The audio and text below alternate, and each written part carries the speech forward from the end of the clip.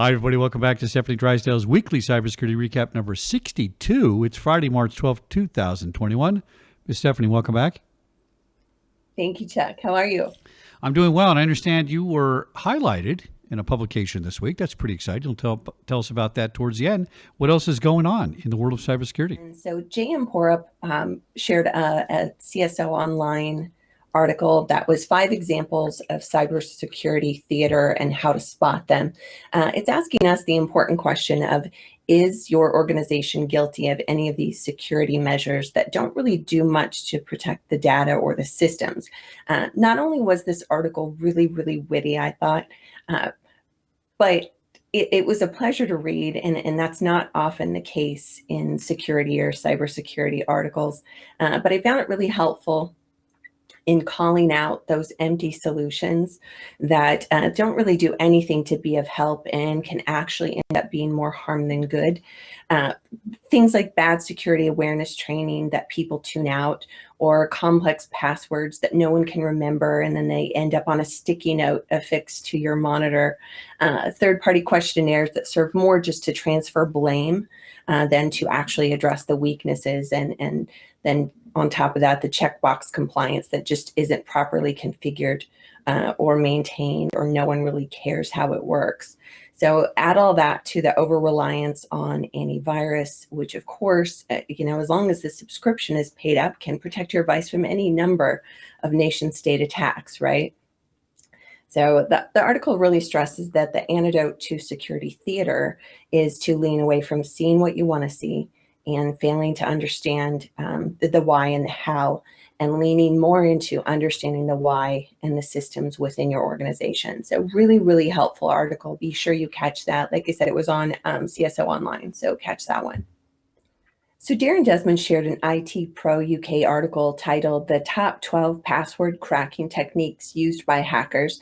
And as the industry is actively looking for stronger authentication methods beyond the usual username and password, most sites do still use them, and they leave your accounts vulnerable to a number of tricks used by black hat hackers.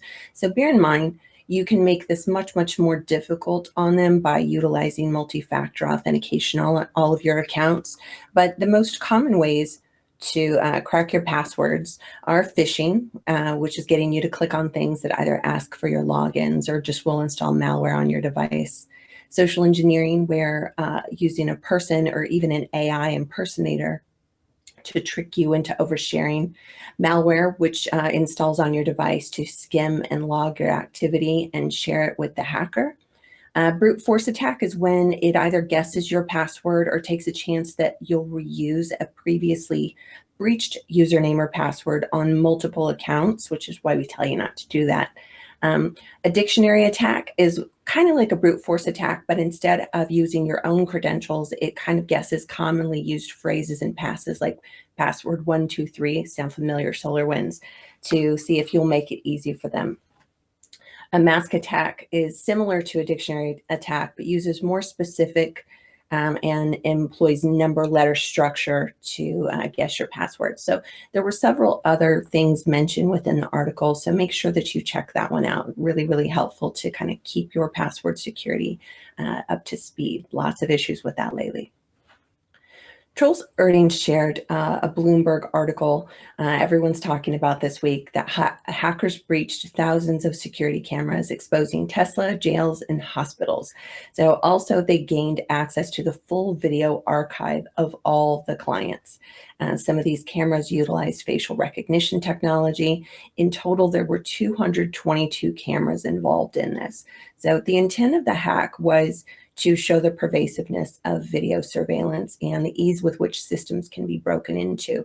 So in this case, they were able to easily gain access to a Superman account by finding the username and password of an admin account that was publicly exposed on the internet, like basic stuff.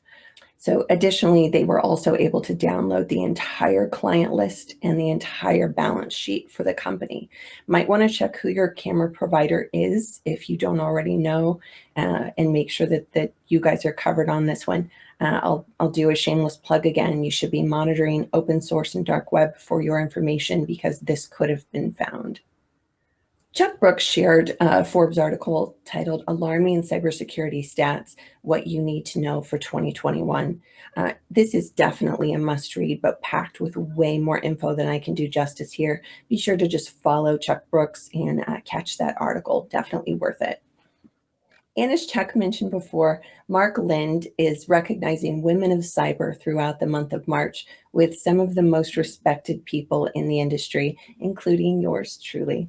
So be sure you follow him as well as the amazing women that he features to keep up with the many important aspects of cybersecurity as it relates to you.